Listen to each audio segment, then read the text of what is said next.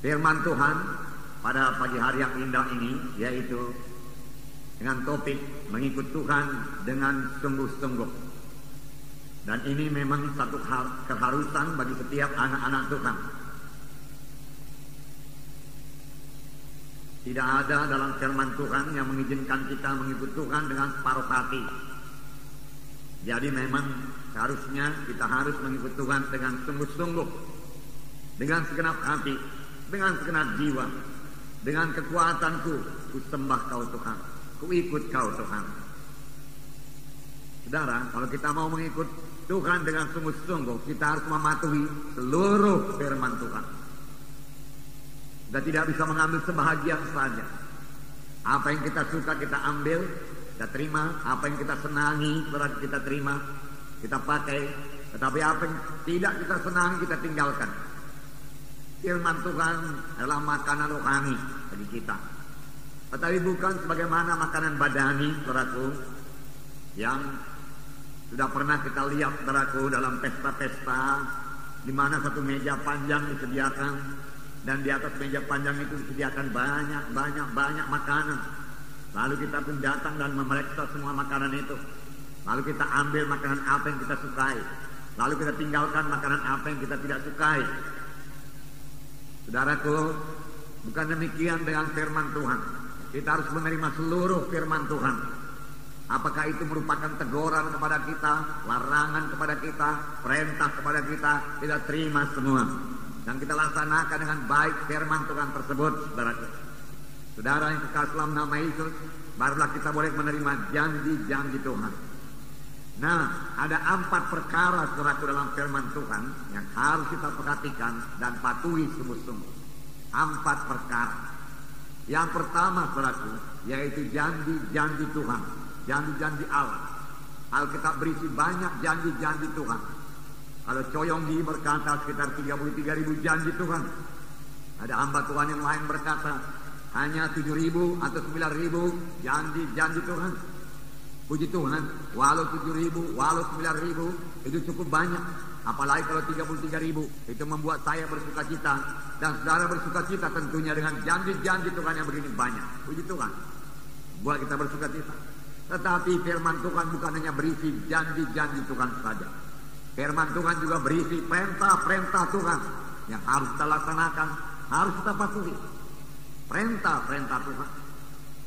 Kalau firman Tuhan berkata lakukan ini, kita harus melakukannya. Berbuat begini, kita harus berbuat. Karena itu perintah Tuhan. Kemudian ada lagi larangan-larangan Tuhan. Jadi saya dilarang menyembah berhala. Ya, itu harus kita patuhi. Ya. Dilarang mencuri, harus kita patuhi. Sebab firman Tuhan berkata jangan kamu mencuri, jangan menyembah berhala, dan banyak larangan-larangan yang harus kita patuhi. Yang keempat, saudaraku, yaitu peringatan-peringatan Allah. Peringatan-peringatan Allah juga perlu kita perhatikan dan kita patuhi.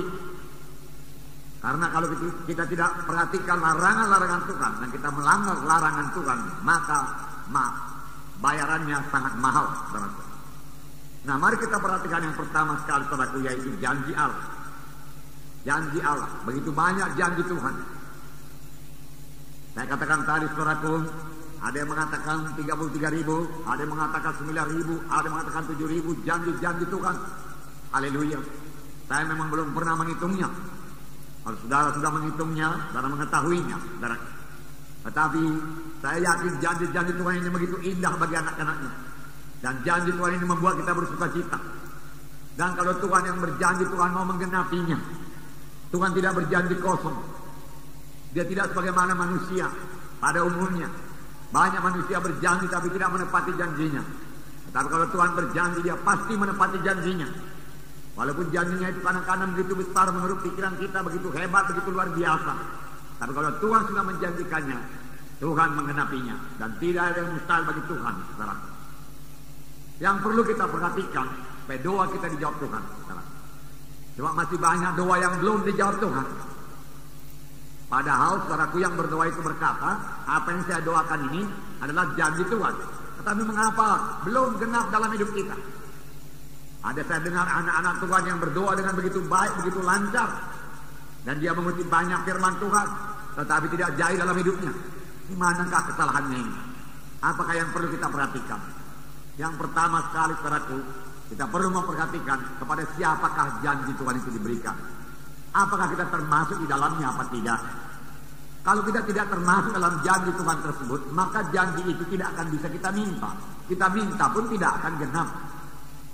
Misalnya saya berkata kepada saudara, siapa di antara saudara yang berumur 50 tahun ke atas, saya mau memberikan sebuah Alkitab kepada saudara.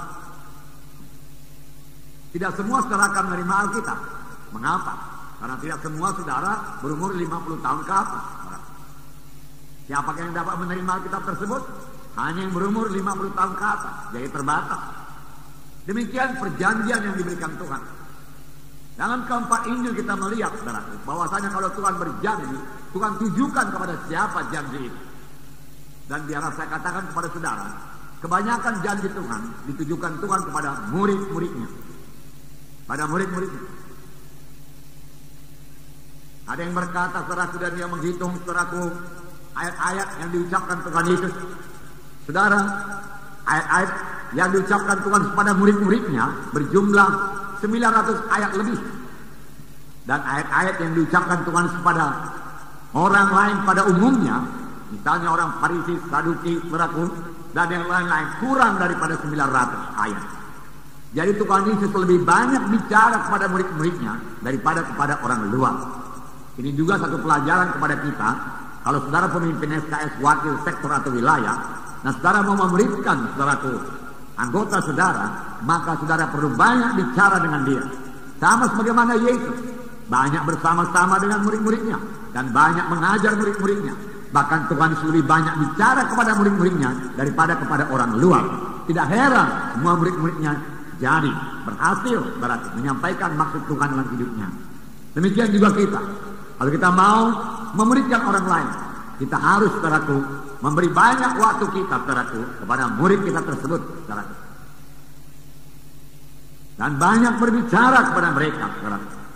Nah, ini adalah sistem magang, saudaraku, yang sudah kita pelajari. Haleluya, saudaraku. Nah, saudaraku yang kasih dalam nama Yesus, kepada siapakah janji Tuhan tersebut? Perlu kita perhatikan. Kalau memang kepada saudara, maka janji Tuhan itu akan genap bagi saudara. Saya katakan tadi Tuhan Yesus banyak bicara kepada murid-muridnya. Siapakah murid Yesus? Saudara berkata Tuhan Yesus memilih 12 murid. Betul. Tetapi sampai sekarang ini masih banyak murid-murid Tuhan Yesus. Apakah kita semua murid? Seharusnya kita semua menjadi murid. Karena perintah Tuhan berkata, kabarkan Injil, jadikanlah sekalian bangsa muridku. Tujuannya yaitu menjadi murid. Tujuannya bukan sekedar selamat saja. Tujuannya bukan sekedar keberkatan saja. Tujuannya bukan sekedar sembuh saja. Tujuannya bukan sekedar jadi orang Kristen saja. Tetapi tujuannya, saudaraku, yaitu menjadi murid. Menjadi murid. Haleluya. Bagaimana kamu menjadi murid? Matius 16 ayat 24. Saya membacakan kepada saudara. Matius 16 ayat 24. Ada dua perkara yang perlu kita perhatikan kalau kita mau menjadi murid. Lalu Yesus berkata kepada murid-muridnya, setiap orang yang mau mengikut aku, ia harus menyangkal dirinya, memikul salibnya, dan mengikut aku. Saudara, di sini ada dua perkara, yaitu menyangkal diri dan memikul salib.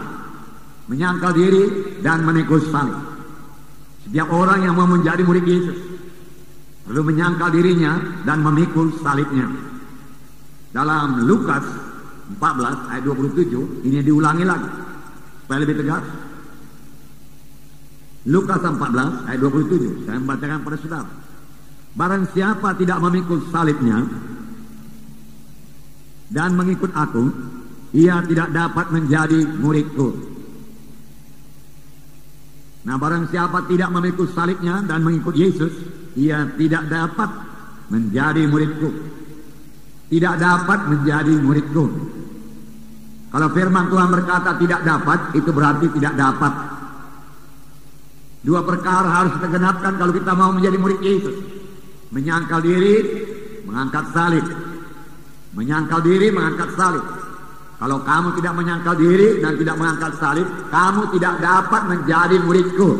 Dua perkara.